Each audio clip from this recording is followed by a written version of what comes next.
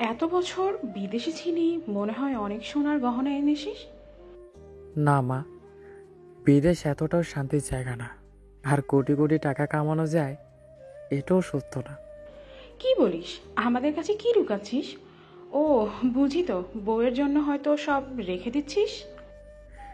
দীর্ঘ 8 বছর পর প্রবাসে কাটিয়ে যখন কাউকে না জানিয়ে বাড়িতে আসি, সবাইকে সারপ্রাইজ দিব বলে বাড়িতে এসে আমি নিজেই সারপ্রাইজ হয়ে যাই। কারণ আজকে আমার ছোট ভাইয়ের বিয়ে, অথচ আমাকে কেউ একবারও বলেনি। আমি বাড়িতে আসায় কেউ খুশি হতেই পারেনি। আমি ভালোভাবে বুঝতে পারছিলাম, কারণ তাদের চেহারায় খুশির চেয়ে বিরক্ত ভাবটা বেশি ছিল। সবার সাথে কৌশল বিনিময় করে ঘরে যায়, তখন বাবা আমার পিছন পিছন দাঁড়িয়ে চলে আসে। কিরে নিলয়, হঠাৎ বাড়ি চলে আসলি যে? কোনো সমস্যা হয়েছে? না বাবা, সমস্যা হয় নাই। তোমাদের দেখতে মন চাইলো তো, তাই চলে আসলাম। ও, এখন না এসে কিছুদিন পরে আসতি। এখনো অনেক লেনাদেনা বাকি আছে আমাদের। বাবার কথা শুনে কিছুই বললাম না। তখন মা বলল, কি রে বাবা, চলে আসলি কেন? কোনো সমস্যা হয়েছে? না মা, সমস্যা হয় নাই, এমনি আসলাম। তোমাদেরকে দেখতে খুব ইচ্ছা করছিল। ও আচ্ছা, ফ্রেশ হয়ে আয়। আজকে আবার রাকিবের বিয়ে, তুই যাবি না তোর ভাইয়ের সাথে? না মা, আমি আমি ক্লান্ত, তাই যাব না। আমি আমার মা বাবার কথা শুনে অনেকটা অবাক হলাম। বড় ছেলে বিয়ে করে নাই, তাকে জিজ্ঞেস করে ছোট ভাইয়ের বিয়েতে যাবে কিনা। সবাই ছোট ছোট ভাইয়ের সাথে চলেও গেল, শুধু মা ছাড়া। সারাদিনের জার্নি করে আমি অনেকটা ক্লান্ত, তাই কিছু না খেয়ে ঘুমিয়ে পড়ি। ঘুম ভাঙে মানুষের হইচই শুনে। বুঝতে পারলাম বউ নিয়ে চলে আসছে। এর মধ্যে ছোট ভাইয়ের সাথে কথা বা দেখা হয় নাই, ওইভাবে শুয়ে আছি। আমাকে কেউ দেখে জিজ্ঞেসও করেনি আমি কিছু খেয়েছি কিনা। একটু পর ছোট বোন আসলো। ভাইয়া, কেমন আছো তুমি? ভালো, তুই কেমন আছিস? ভালো। ভাইয়া, তুমি মনে হয় সকাল থেকে কিছুই খাওনি। আরে তেমন কিছু না, খাওয়া হয়েছে আমার। ভাইয়া, তুমি মিথ্যাটাও ভালোভাবে বলতে পারো না। তুমি বসো, আমি খাবার নিয়ে আসি। মানুষ বলে মা নাকি মুখ দেখে সন্তানের দুঃখ বোঝে, কিন্তু আমার বেলা সম্পূর্ণ উল্টো। আমার আম্মুর মনেই নাই আমি বাড়িতে আসছি।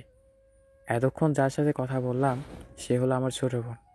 একমাত্র আমার ছোট বোনই আমার চেহারা দেখে বলতে পারে আমি কি চাই। তাই তো বুঝতে পারছে আমি কিছু খাই নাই। কিছুক্ষণ পর খাবার নিয়ে আসলো। ভাইয়া, খাবারটা খেয়ে নাও। হুম। ভাইয়া, একটা কথা বলি। হুম, বল কি বলবি। তোমার হাতে খাইয়ে দিবে আমাকে? হ্যাঁ দে, অনেকদিন হলো কারো হাতে খাবার খাই না রে। তারপর ছোট বোন খাবার খাইয়ে চলে গেল। রাতের বেলা সবাই আমার ঘরে আসলো, সাথে ছোট ভাইও ছিল। আম্মু বলল, নিলয়, কি নিয়ে আসলি আসার সময়? আমাদের একটু দেখা তো। এনেছিলাম অনেক কিছুই তো, কিন্তু কাকে দিব বুঝতে পারছি না। তখন বাবা বলল, কাকে দিবি মানে? আমরা তোর পরিবার, আমাদেরকে দিবি। একটা মুচকি হাসি দিয়ে বললাম, তোমরাই তো আমার পরিবার।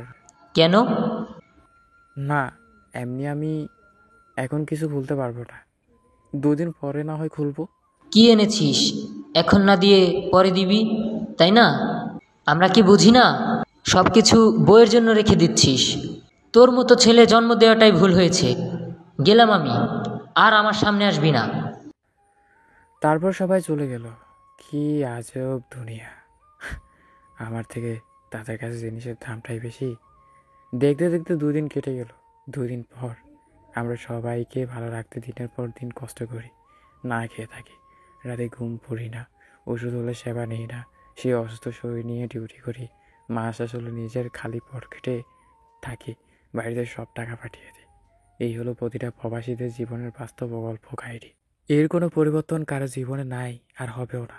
মা বাবা তার সন্তানের ভালো চায়, সব করে মা বাবা সন্তানের জন্য। তাদের ঋণ কখনো শোধ করা যাবে না। সব সময় দোয়া করে মা বাবা সন্তানের জন্য। মা বাবার কোনো দোষ নেই, তারা যা করে সঠিক ও ভালোটাই করে। তবে দুই একজন ভিন্ন থাকে, তাই হয়। আল্লাহর কাছে মন থেকে চাই ও বলি, আল্লাহ আপনি তো প্রবাসীদের মনের কথা জানেন, আমাদের মাফ করে দিবেন। সব কিছু উজাড় করে দিয়েও পরিবারের আপন হতে পারি না। ভুলগুলো ক্ষমার ও সুন্দর দৃষ্টিতে দেখবেন। সবাই প্রবাসীর কষ্ট বুঝে না, যখন প্রবাসী হবেন তখনই বুঝবেন। সো যাদের ফ্যামিলিতে কেউ না কেউ প্রবাস জীবন যাত্রা করে, তো ভিডিওটি তারা অবশ্যই শেয়ার করে দিবেন। আর আপনি যদি একজন প্রবাসী হয়ে থাকেন অবশ্যই কমেন্টস করে জানাবেন কথাগুলো কি ঠিক না বেঠিক। সো ভিডিওটি এই পর্যন্তই। নতুন পেজ মিস্টার রক সবুজ, এটা অবশ্যই ফলো করে দিবেন। আর কথা বাড়াতে চাই না। আল্লাহ হাফেজ।